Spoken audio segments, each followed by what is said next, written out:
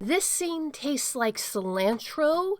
If you've got that mutation, that means you can't taste cilantro. Hello, my wonderful viewers, and welcome to another episode of Betty Adams Overanalyzes. As you may know, I have been gushing about the first 7 books of the Transformers Energon universe by Skybound. This is top-rate Transformers. I really enjoy it. And as I do, I've been overanalyzing it for the channel, which includes taking apart the parts that don't work, and there's a few of them, as well as enthusing over the parts that really do work. Obviously, from my other video reactions, overall, wonderful, great, probably the best comic out on the market right now, and an excellent piece of Transformers media. But Daniel Warren Johnson is inexperienced in some ways. And it shows up in these odd blips of lower quality in the storytelling. He has a very distinctive art style. It's very sketchy. Not the kind of art style I prefer, but one that I'm happy to enjoy as long as the story is good. And the story is really, really good. It's got a heart. The characters are very compelling. But occasionally, there are times when there are missing scenes that were needed to build up a certain dynamic more, and this steals the impact when there's supposed to be an impact. I'm going to get fully into the spoilers now. To give you a chance to click away, I'm going to tell you to go check out the links below the video to get yourself a copy of my book, Flying Sparks, Dragons, Aliens, and Things That Go Boom in the Night. Also, please hit that like and subscribe button. Let YouTube know if you like what I'm doing. So in this story, we get Optimus, Ratchet, and Cliffjumper.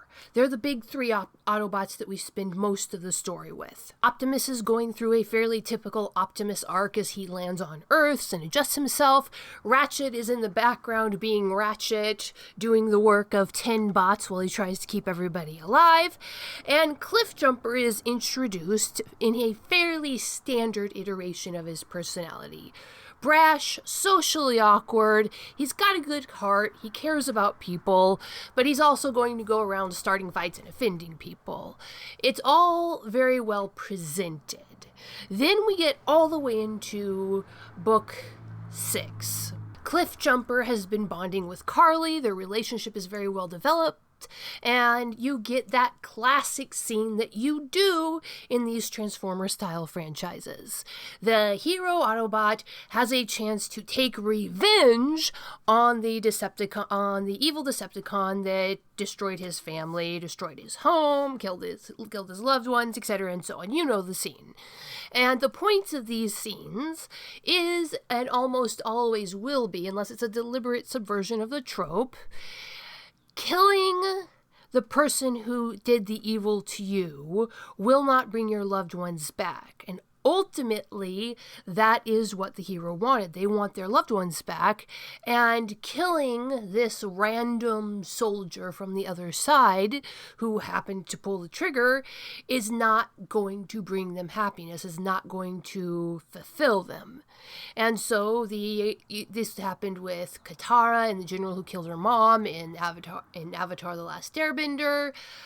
I could make list after list of when this happens. I mean, there are subversions of the trope. Inigo Montoya, he wanted his father back, and, you know, he actually went through with it. But in general, if you're not talking about a very, very cleverly done satire homage like The Princess Bride, that's what happens. Now, this is a very classic scene. The emotional beats are very well known. So you have to do it right. It's a trope. It's kind of a tired trope. So you have to do it skillfully. You have to build up the urge to take out this one particular evildoer is what is driving, is what is consuming the character. So we get to this scene. Cliffjumper's got the gun on Starscream. And Carly's part of the scene was perfect.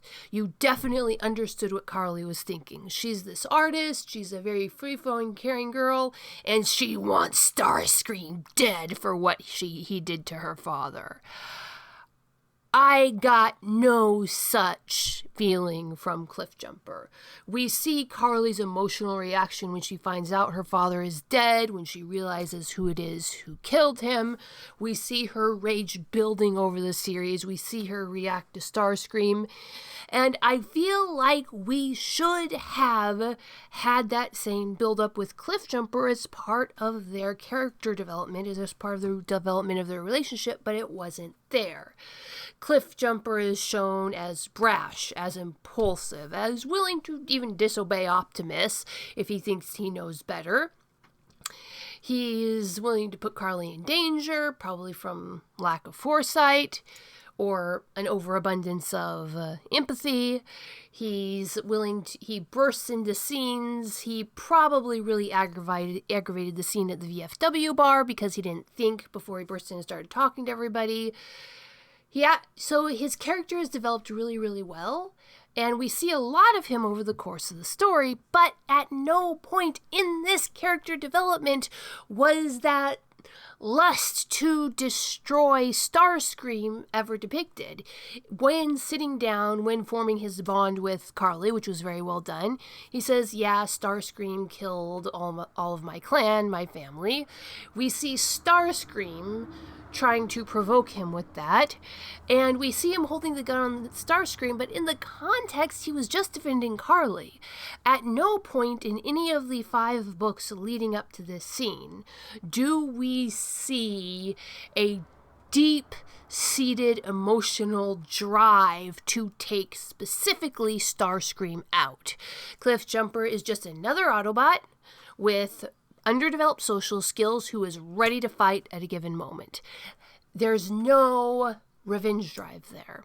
We are told it's there, but we're never shown it, and that's a real problem in a book that has such good qualities otherwise. I think I'm going to do a whole video just on how expressive they make Optimus' face to be. Because if you look through these books, it's sprinkled with these little panels that are just shots of a metal face wearing a battle mask.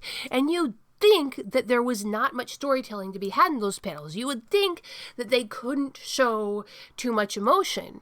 But by just changing the angle between the corners of the hexagons that make up, not hexagons, what is it?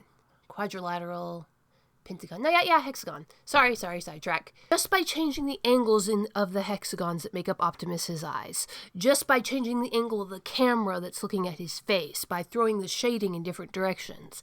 In a very simplistic image, the artist manages to masterfully show a wide range of emotions on this alien face. So if Cliffjumper was truly driven by a revenge urge, these artists had the skill to show that to us in the 5 entire books leading up to this scene with Starscream. But it didn't happen. And I'm kind of thinking it was a time crunch issue. They spent so much time in developing Optimus and Sparkplug's and Spike's relationship that the development of Cliffjumper got pushed to the back burner. Which is sad, because I think that emotion, that moment with Cliffjumper pointing the gun down at Starscream could have had so much more impact, but half the emotional flavor was missing. Like I said, there's certain people like myself who have a mutation so that we can't taste cilantro, or rather it just tastes empty to us. When I'd eat cilantro as a kid, I thought it tastes like part of the taste is missing. It tastes empty, and this felt the same way. It felt like part of the emotions were missing.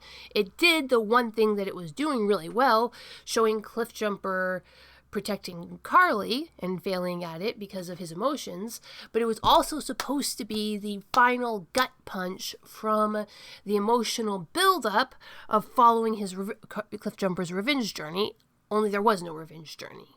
We're just told that there was in the scene. So I think they just ran out of time, but what do you think, my wonderful viewers? Was this classic trope what they were going for, or is there something that I'm missing here? Leave me a comment below the video telling me what you think. Hit that like and subscribe button, and peace out, my wonderful viewers.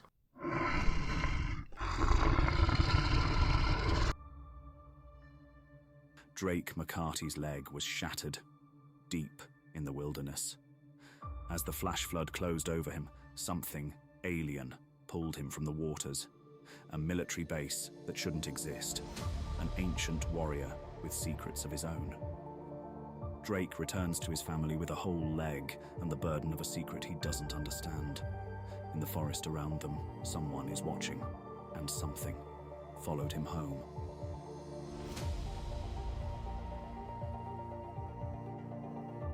Flying Sparks.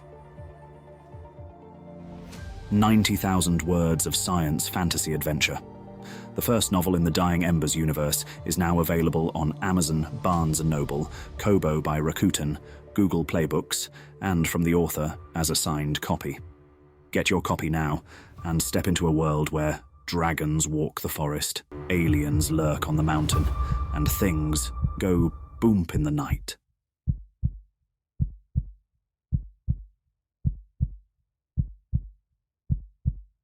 Escape into another world with the writings of author Betty Adams. Two worlds, one of utter absurdity, one of dramatic tension, both alike in aliens absolutely astounded by human behavior. Humans are weird, short, absurd science fiction stories. Flying sparks, dragons, aliens, and things that go boom in the night. Books available on Amazon, Barnes & Noble, Kobo by Rakuten, Google Play Books, and at authorbettyadams.com for a signed copy.